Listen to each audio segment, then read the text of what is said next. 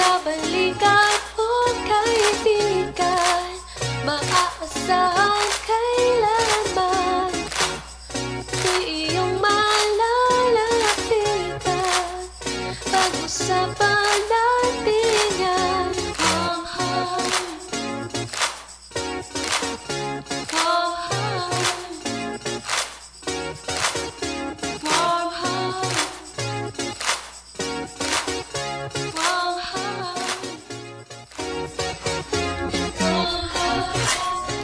Okay, magandang araw po and happy Sunday sa lahat ng ating mga tagapakinig at tagapanood dito po sa Radyo Pilipinas World Service. Narito na naman po ang ating palatuntunang nakasentro sa Mental Health Awareness and Education. Kami pa rin po ang inyong kasama sa programa. Ito po si Bea Gaza de Guzman. At ako naman po si Steph Vicente.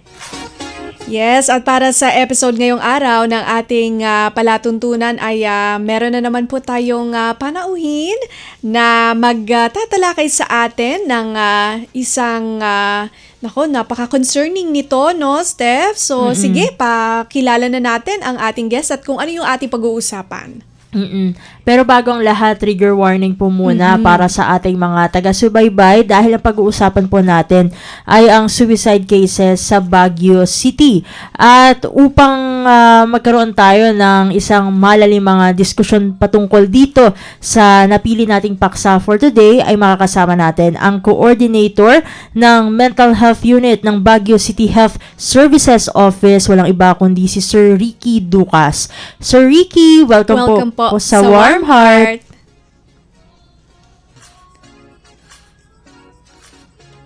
Yes, hello. Magandang umaga po sa inyong lahat. Maraming salamat po sa pagkakataon. And sa mga nakikinig, magandang umaga po. Ayun, magandang araw po at maraming salamat po sa pagpapaunlak sa aming imbitasyon. Sir Ricky, alam namin na marahil ay it's your day off dahil Sunday po ngayon, ano? Pero pinagbigyan nyo kami, so we are very grateful. Ito nga, sir, kasi nabalitaan namin na tumataas daw po ang bilang ng suicide cases sa Baguio. Mayroon po ba tayong datos dito, sir? Based on the record, no, meron na tayong 40 death by suicide.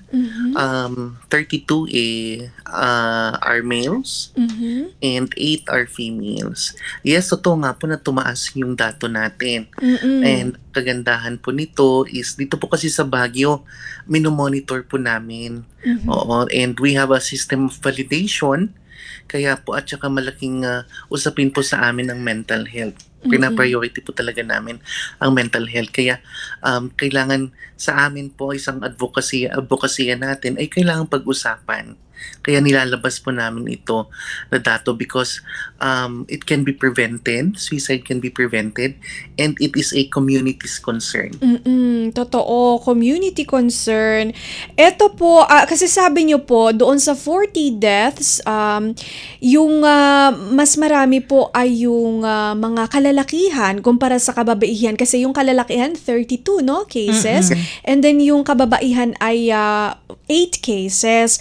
Ngayon, maari po ba natin na ipaliwanag kung bakit po ganito yung nagre-reflect sa ating mga numbers? Makita natin no, na yung demographics nila, male, and belong to age bracket of 15 to 30 youth. Okay. No? And susunod is yung number is male among the workforce, which is 31 to 45. So yun po yung age bracket na nakikita natin.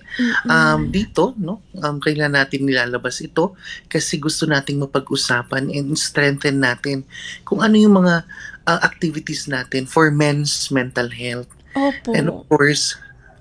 And of course, kailangan din natin na i-normalize among males about normalizing help-seeking behavior.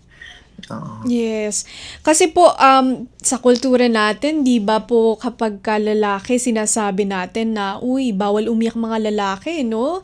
Kaya Mm. siguro pagka may problema sila, hindi din sila ganoon kakumpiyansang magsabi, no? Kasi para wala silang karapatang umiyak o mamroblema kasi sa kanila nakaatang usually ang mga responsibility. So, kaya siguro ganon. And 15 to 30 years old, mga bata pa po ito, no, sir?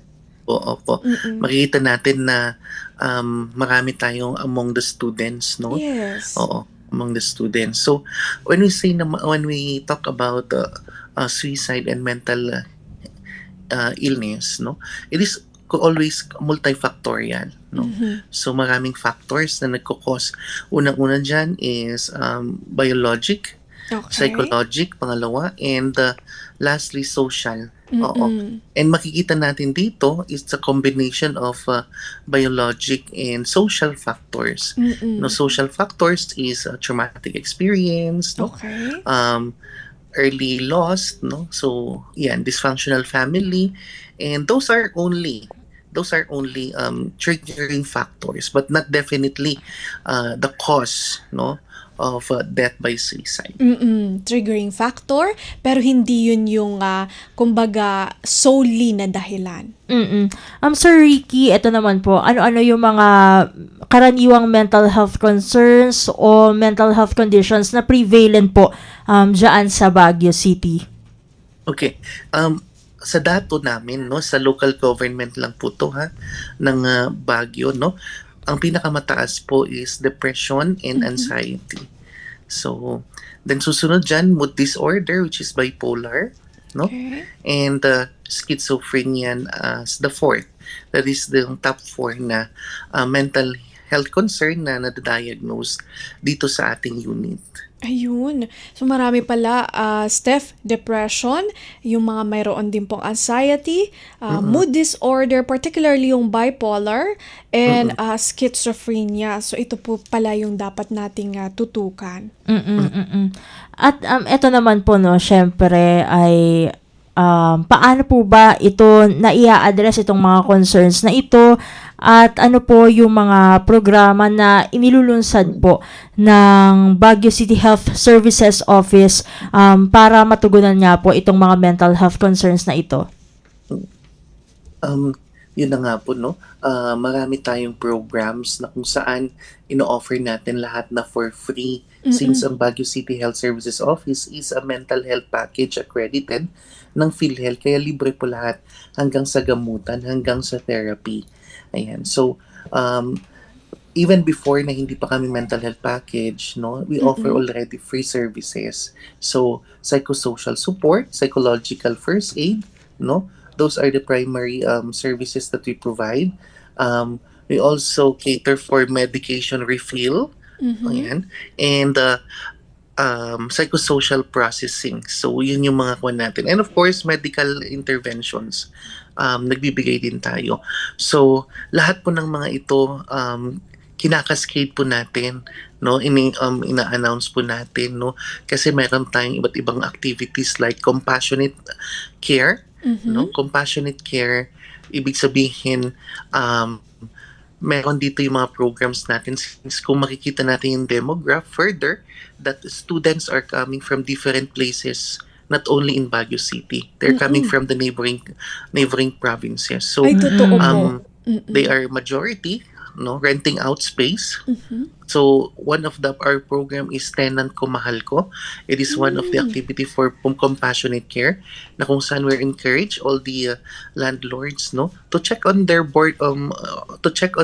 tenants now and then, mas lalo na kapag mga estudyante, because naniniwala tayo ng mga estudyante, no, na wala silang time kung hindi nila i-remind at hindi nila alam kung saan yung mga accessible support na kailangan nila since hindi sila taga Baguio. Opo. Oo. Napakagandang programa, Sir Ricky. So, katulong natin dyan, no?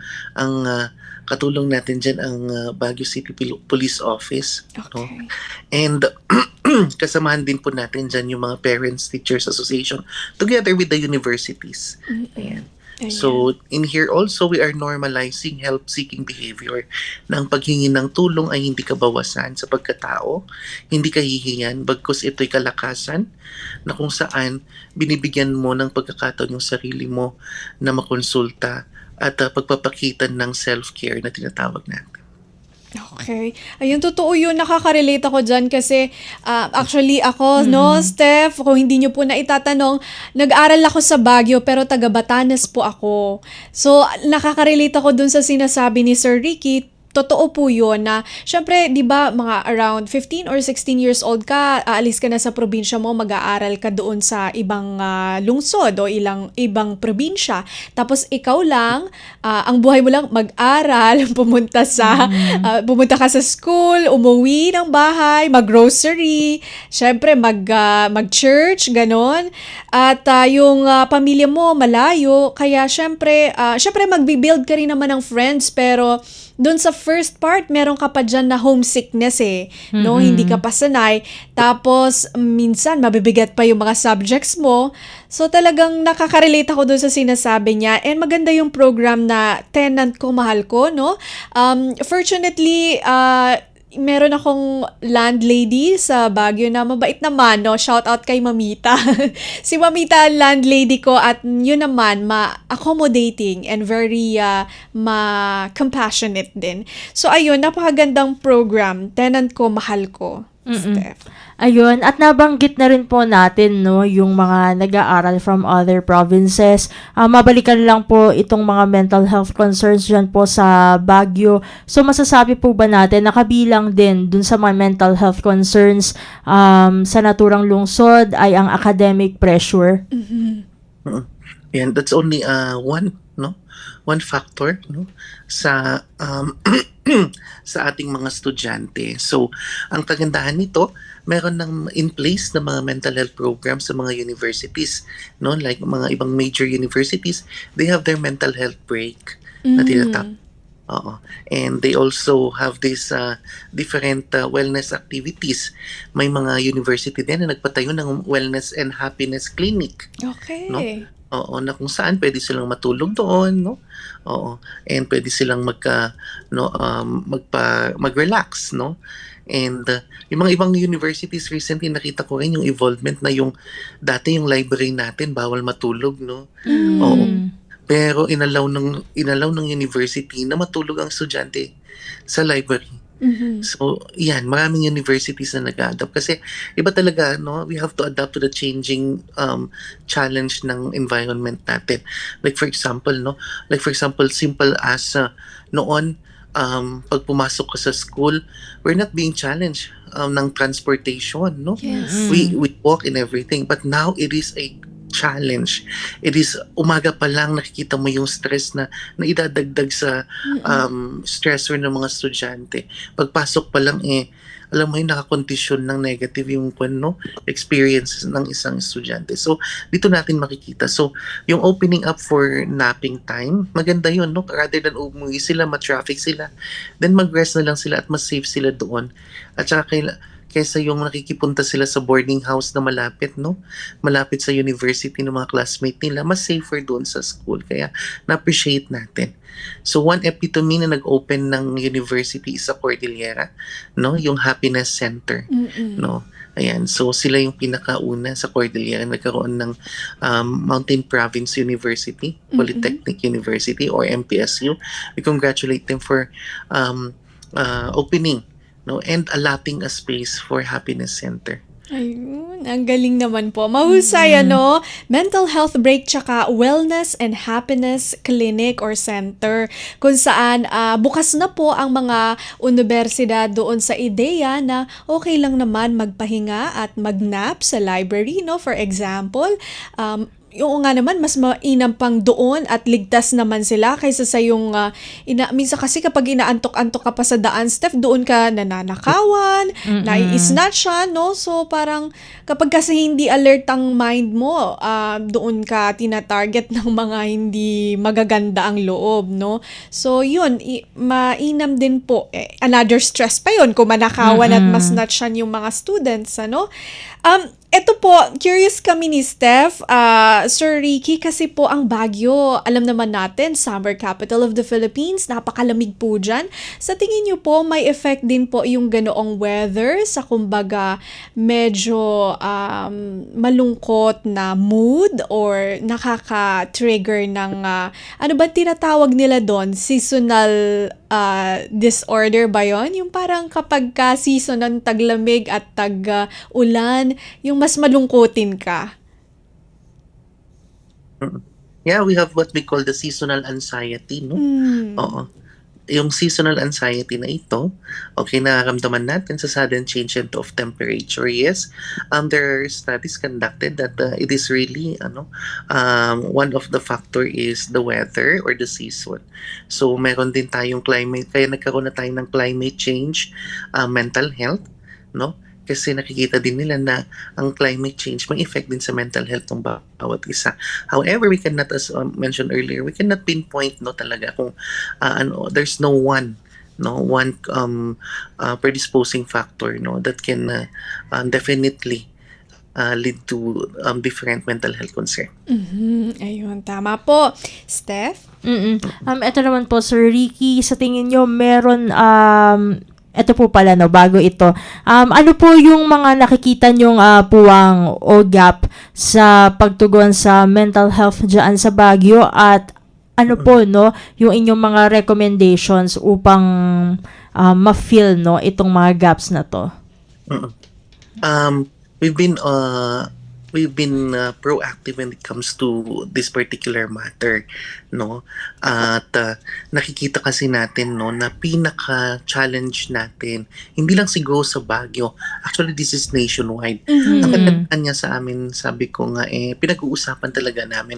Nilalabas namin yung data para for other provinces to follow, that they have to prioritize, and create, create a plan, for this particular case, Kaya kasi sabi namin kung kami lang nag-i-strengthen, kung galing naman sa ibang nearby provinces, so might as well tulungan namin din sila, yung mga nearby provinces in creating or drafting a comprehensive plan for this particular case. Then going back, what are the gaps that we identified in this particular issue?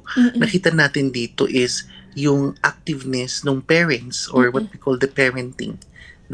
Kasi it can help, ang laki ng factor ng parenting, at the same time parenting style, and of course the family support na nakikita natin.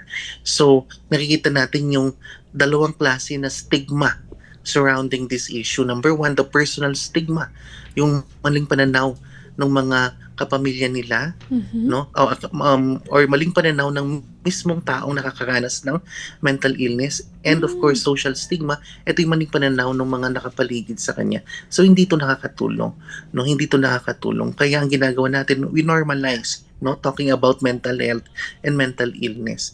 Next na gap po natin, nakikita po natin na kung saan gusto nating i-address ay yung different accessibility ng mga distractors, distractors ng mga kabataan ngayon, like gadgets, online gambling, and of course yung mga unhealthy coping practices, na nakikita natin na dominant. Kasi nga nawawala na yung mga parks, Kaya as much as possible we promote parks here in Baguio. We create more parks, Kasi dito nawawala kasi yung nawawala na yung sense of community, Oo. Kapag nakikita natin na wala ng park, wala nang puntahan ng mga tao.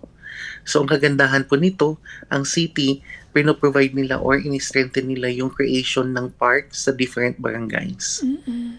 Okay, ayun at least ngayon na ipunto na natin kung ano po yung mga puwang kailangan, especially ito hindi ko alam na maging pala yung personal na taong nakararanas po ng suicide, Sir Ricky, ay meron din siyang stigma, kumbaga, ano ba yung tawag niya kanina? Personal stigma. Yung kumbaga meron pa rin siyang siguro personal belief na hindi nakakatulong. Tama po ba, Sir Ricky? Ganun po ba ang personal stigma? Pwede niyo po bang i-expound ito? Personal stigma, no? Tama yun, no? Maling pananaw dahil yun yung kinalakihan niya, na ang pagtingin ng tulong ay kabawasan. That's already a stigma. And ayaw niyang pag-usapan kasi ayaw yung malabel ng negative words or negative labels na surrounding mental health, like pagiging baliw, wala sa sarili, sinto-sinto, no? Those are the stigma. And syempre, kasi kapag meron yung personal stigma, ang hirap yung word na acceptance sa kanila. Opo. So, accept, mahirapan sila sa paghingi ng tulong. Which is, yan na po yung kwan namin. Kapag, yun na po yung limit ng kakayahan namin na once na yung tao hindi humingi ng tulong.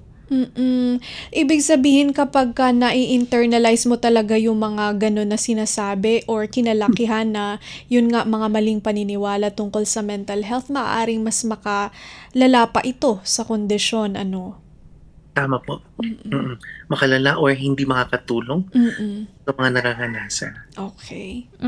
Matanong ko lang, Sir Ricky, no, kasi nabanggit niyo yung ibang programs kanina tulad ng Tenant Ko Mahal Ko, and then yung sa mga universities. Curious lang po ako kung merong mga seminars po, no, na isinasagawa po ang inyong tanggapan para, of course, no, ma-discuss yung regarding dito sa mga stigma na nabanggit niyo po.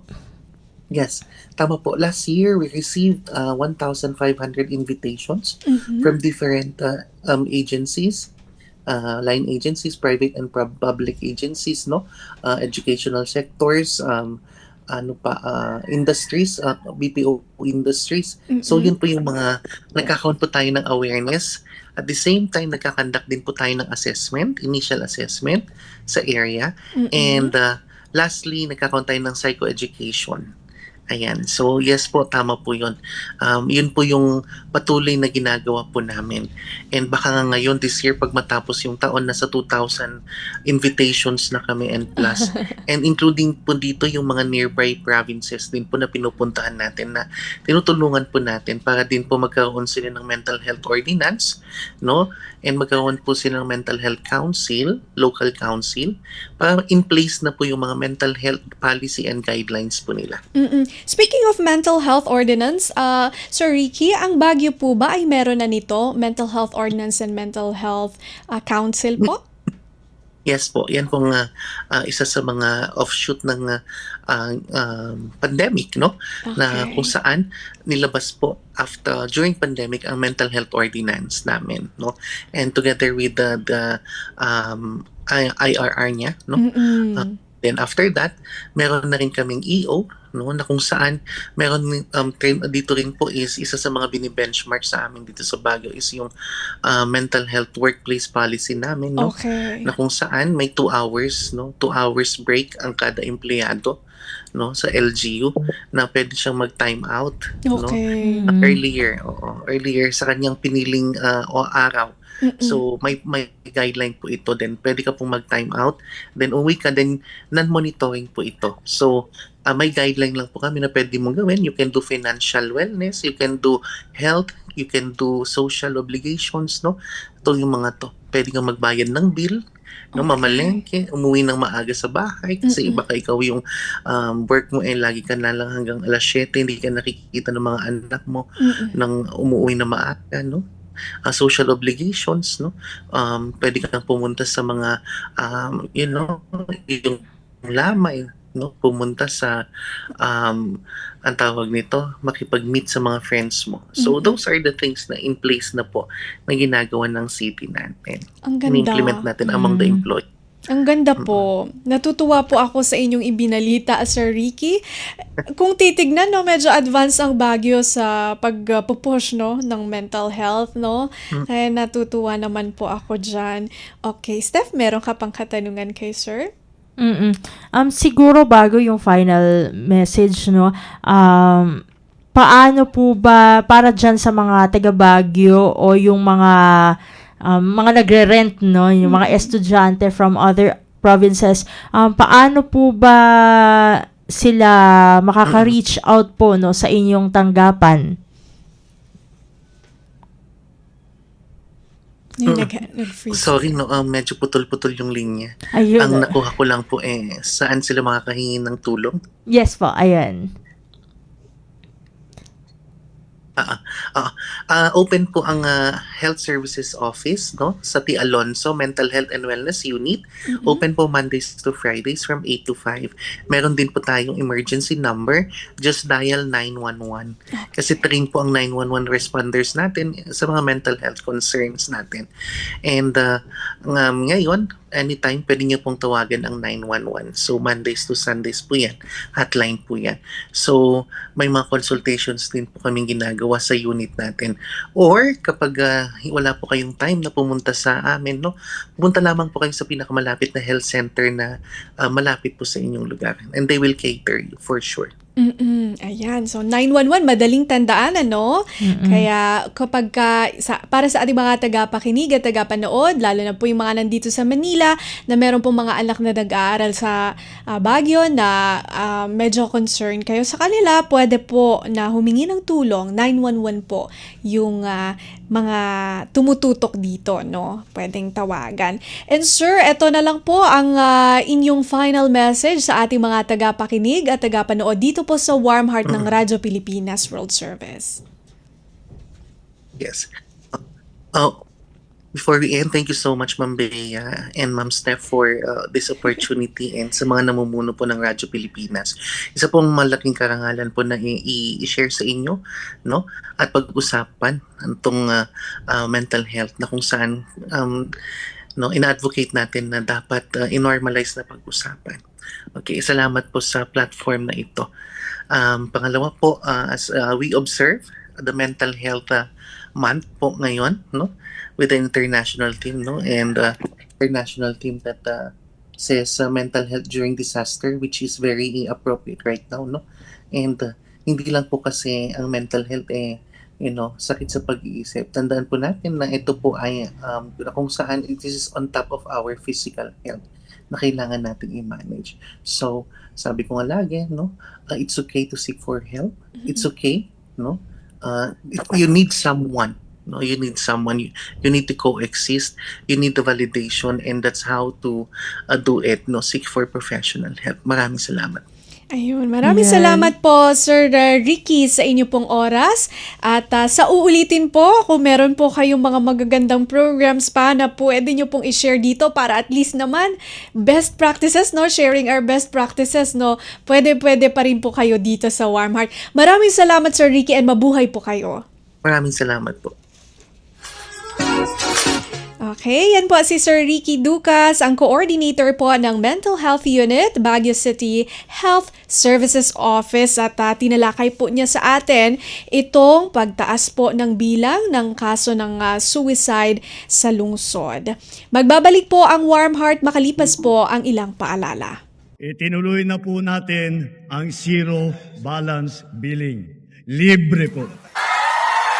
Ibig sabihin, ang serbisyo sa basic accommodation sa ating mga DOH na ospital, wala nang babayaran ang pasyente. Po, ang dami pong challenge, hindi po namin alam kung saan namin kukunin, ganon, nag-iisip kung paano namin mababayaran. Siyempre po, masaya, super saya po dahil na zero billing po kami. Opo, malaking po talaga, malaking tulong po. Mabilis lang din po.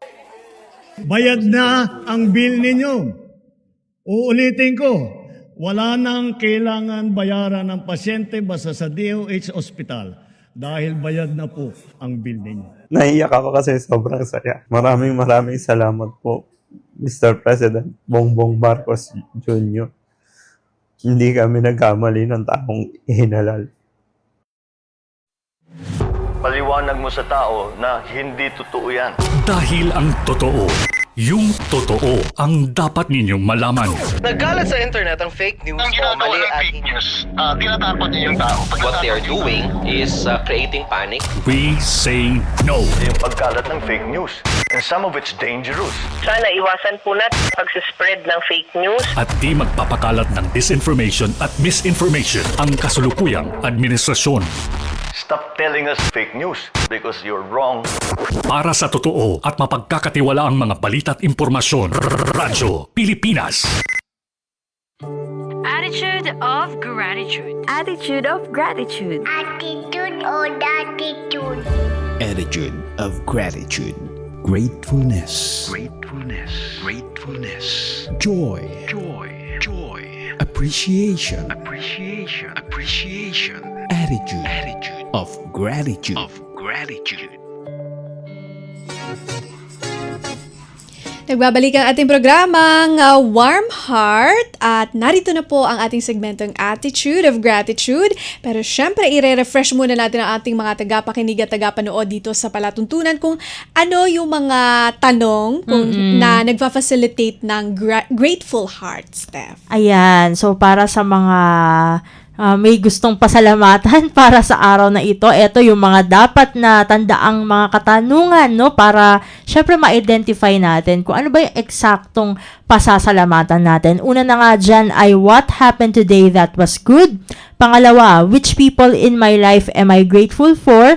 Pangatlo, what am I taking for granted that I can be thankful for? Pang-apat, what did I accomplish today?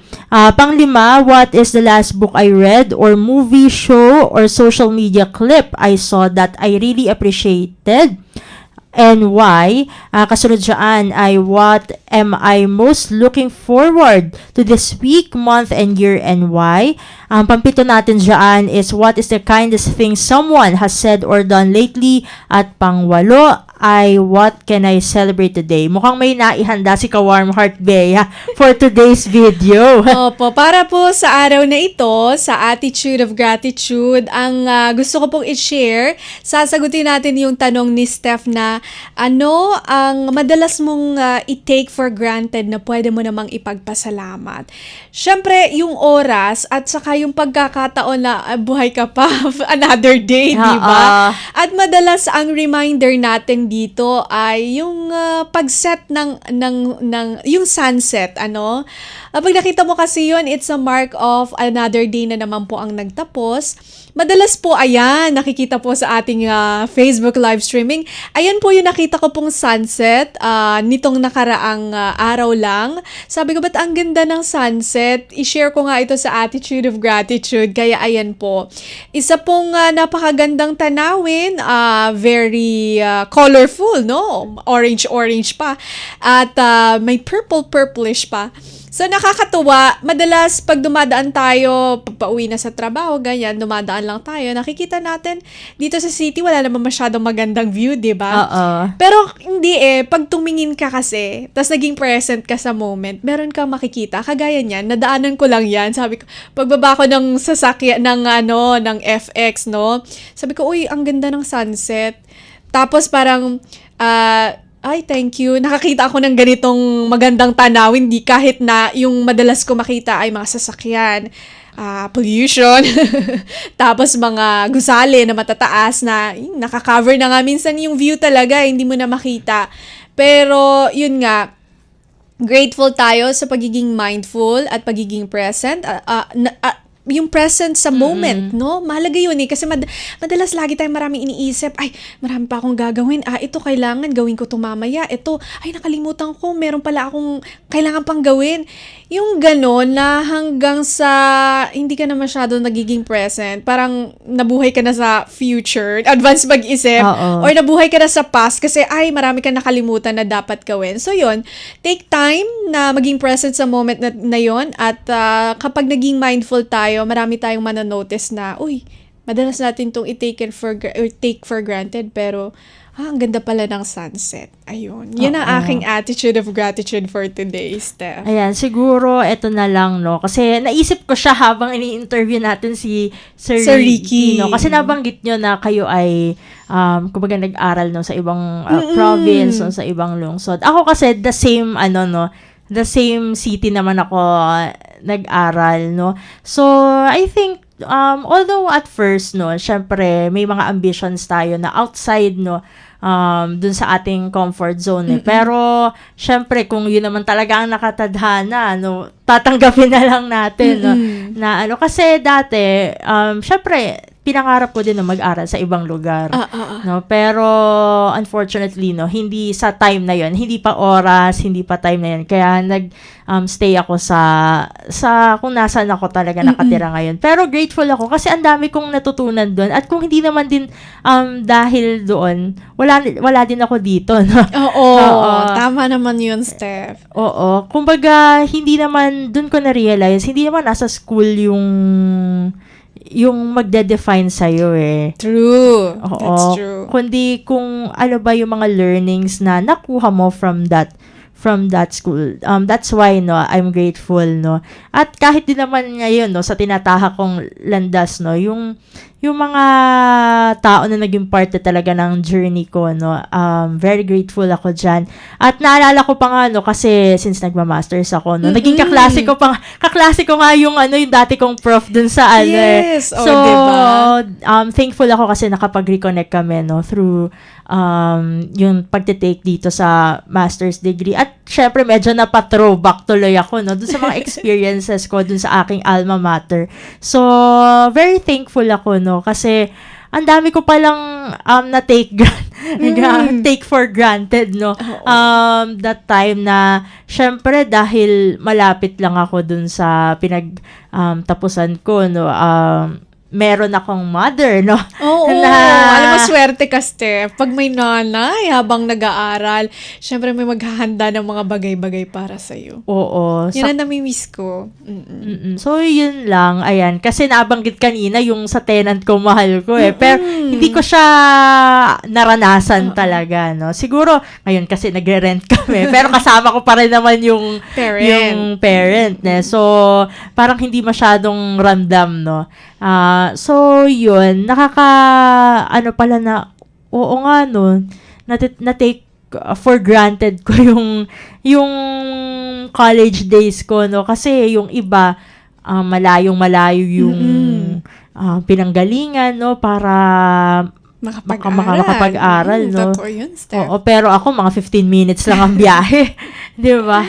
So, yun lang, very thankful ako, no, na along my college journey ay kasama ko yung aking family, no, na sumusuporta din. Kasi ang hirap, no, kapag nag-aaral ka tapos ikaw din ang naglalaba. Ikaw din yung... Totoo yun, Steph. Maswerte ka talaga. Buti na lang hindi mo yun na-experience. Oo. Kasi mahirap talaga. Ikaw pa mag-iasikaso ng lahat.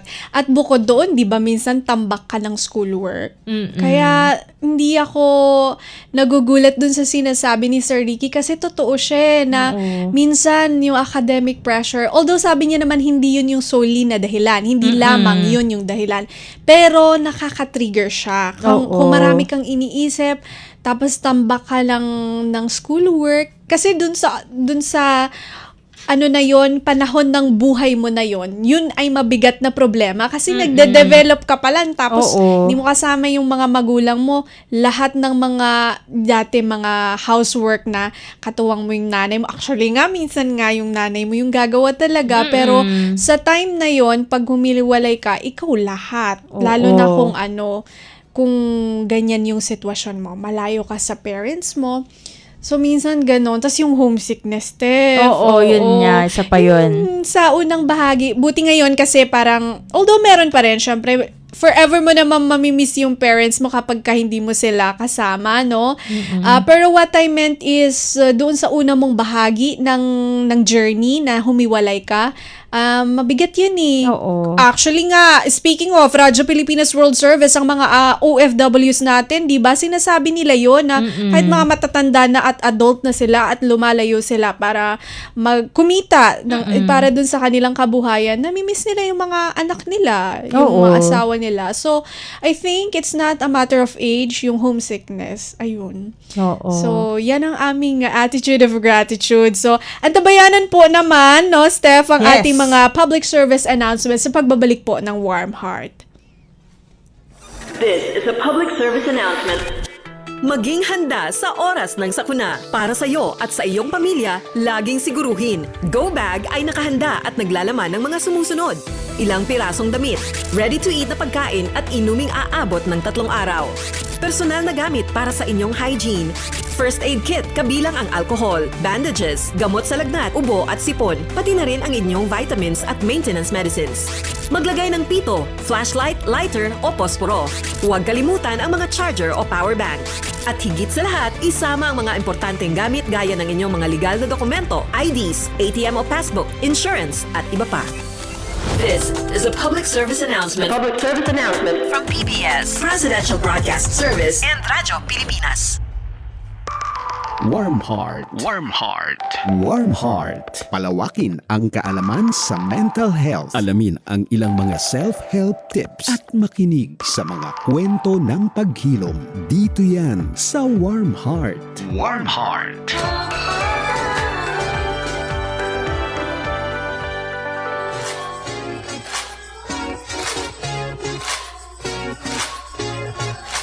Nagbabalik ang ating programang Warm Heart at narito na po sa huling bahagi ng ating palatuntunan ang mga public service announcement na hatid po sa atin ng kasama nating si Steph. Ayun. So, eto naman yung una nating PSA ay manggagaling sa UP Diliman Mental Health Network. Dahil alam naman natin na ang Oktubre ay Mental Health Month.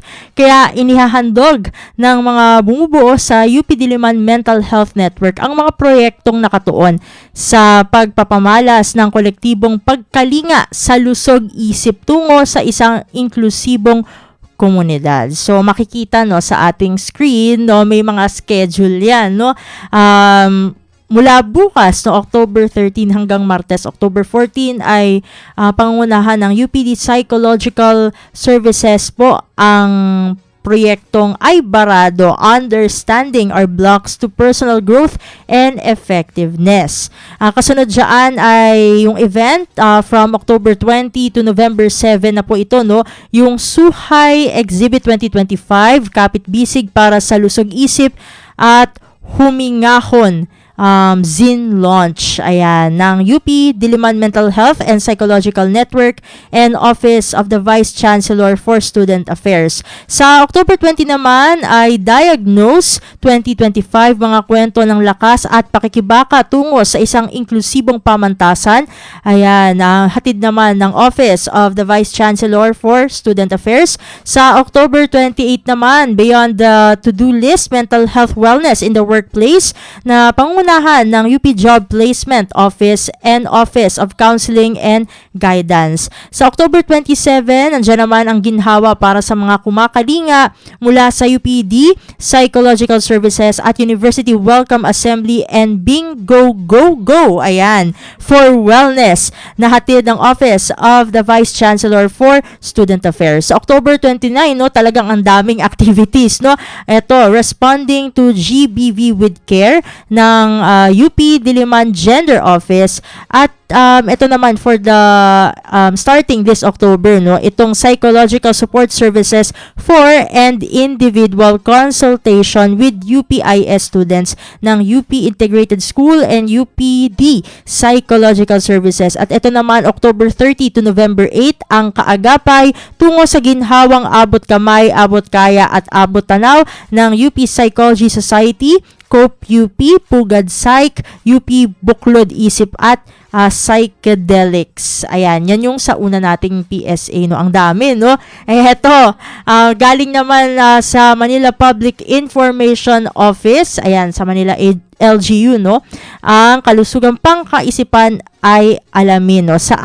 Kailan at saan nga ba dapat magpakonsulta? So, yung mga speaker dyan ay mga psychology interns from Adamson University. Kailan ba ito? October 17, no? This coming Friday, sa Ospital ng Maynila, OPD waiting area. Bakit ba dapat dumalo? Talagang in-explain nila kung bakit dapat kayo umattend dito. Yan. Ayan. Una, upang mas maunawaan ang kahalagahan ng kalusugang pangkaisipan. Pangalawa, matutunan kung kailan at saan dapat humingi ng tulong. At pangatlo, mawala ang stigma sa paghingi ng tulong, no? Ma-develop nga yung help-seeking behavior. Ayan, sabi nga nila, no, stress, pagod, nalilito, oras na para unahin ang isip, halina't alamin kung kailan dapat magpatingin at bakit mahalaga ang mental health. Tamang-tama para sa Mental Health Month this October.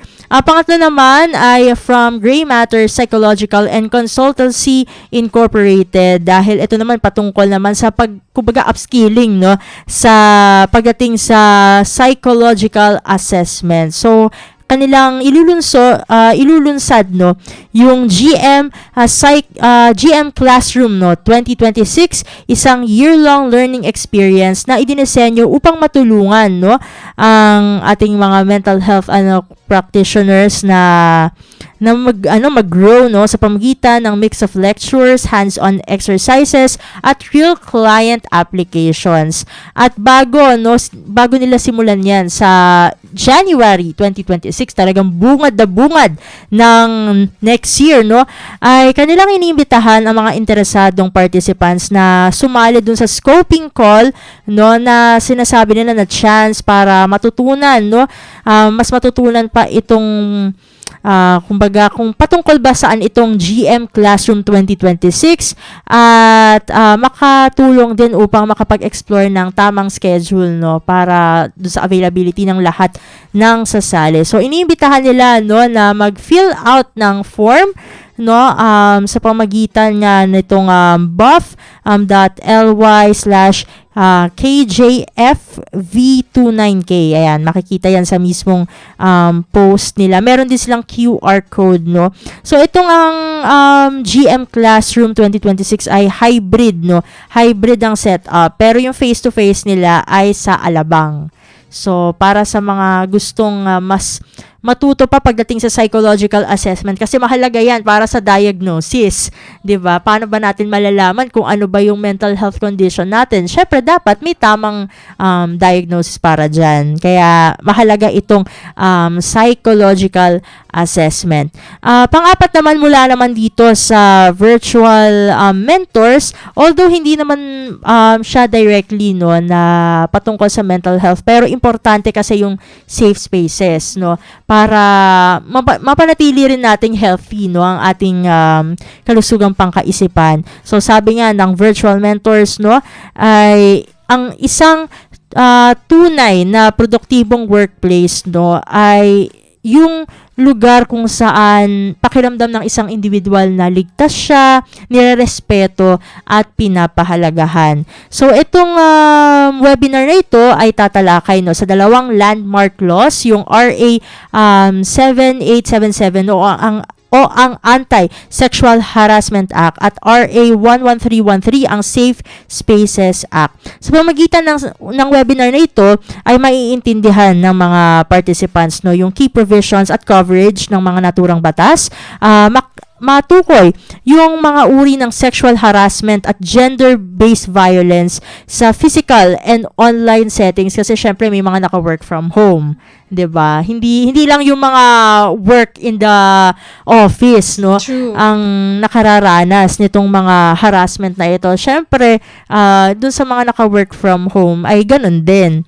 At isa din dito, no, yung matututunan sa webinar na ito, ang institutional responsibility sa pag-prevent, pag-report, no, at pagtugon dito sa mga cases, no, ng sexual harassment at gender-based violence, at makakuha rin ng strategies para ma-foster, no, mapalaganap ang isang kultura kumbaga ligtas, no, na may dignidad at pagkakapantay-pantay sa trabaho. So, yun, dinisenyo ito para sa mga HR professionals na alam naman natin mostly ay graduate ng psychology, no? Syempre pati sa mga managers, compliance officers at public officials na committed na makapag-build, no, makapagtatag ng isang inklusibong harassment-free environments kung saan makaka-thrive, no, yung mga empleyado. So, yun yung pang-apat natin. Pang-lima, galing naman sa Dr. Arman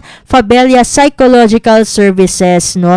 Para naman ito sa pagsasanay para maging isang mental health first aider. Mahalaga yan, no? Kasi lalong-lalo na dun sa mga, trigger warning ulit, no? Dun sa mga merong ideas, no, pagdating sa suicide. So, ano ba yung mga matututunan dito, no? Ano ba yung kinapapalooban? Kasi may sessions to eh. Una na dyan, yung psychological first aider training, no? Sa October 26 na po yan, kung saan matututo kung paano makapag-provide ng immediate emotional support at practical care sa mga tao na apektado ng trauma, disasters, at distressing events. Saktong-sakto kasi tayo yung mga tinamaan, no, ng mga bagyo at lindol, no. So mahalaga ito, no, para dun sa mga naapektuhan, no, kasi for sure, no, meron tayong mga kababayan na kailangan ng psychological first aid para makakope sila dun sa mga nangyaring kalamidad sa kanilang lugar. Pangalawa naman, no, na session dito gaganapin sa October 27, 2025, araw ng Lunes, ang Mental Health First Aider Training, kung saan makakuha ng mga tools upang matukoy ang early signs ng mental health issues tulad ng anxiety, depression, substance use, at iba pa. Paano ba tayo makakatugon, no, with empathy, no, kasi kailangan yan para maintindihan ng mabuti kung ano yung nararanasan ng mga taong lumalapit sa atin, no, taong mga humihingi sa atin ng tulong. At pangatlo, meron sila dyan na Suicide First Aider Training, nagaganapin naman sa November 3, 2025, araw ng Lunes. Isa itong focus training na kumbaga matututo dito, no, yung mga participant kung paano tukuyin yung warning signs of suicide at kumbaga maging confident sila na makapag-offer ng help, kasi mahirap nga naman, no, na mahirap tumulong sa ibang tao kung hindi mo naman alam, no, kung hindi ka confident na ibigay sa kanila, no, kung ano yung nararapat na tulong. Mahirap magsalita kung kulang sa kaalaman. So kailangan itong mga training na ito para mabilis na makatugon ang ating mga mental health first aiders, no, dun sa mga kumbaga mapa in crisis man, no, katulad na lang ng mga nakaranas ng kalamidad o yung mga kumbaga tulad ng sa napag-usapan natin kanina, yung mga nakakaisip na mag-commit ng suicide. So mahalaga itong mga training na ito. Okay. Ayan, marami tayong mga exciting events pala, no? Yung natatandaan ko kanina yung humingahon. No, yung event yata yun ng UP Diliman, ano? Yung huminga and hinahon. Cute-cute lang ng pun doon sa word.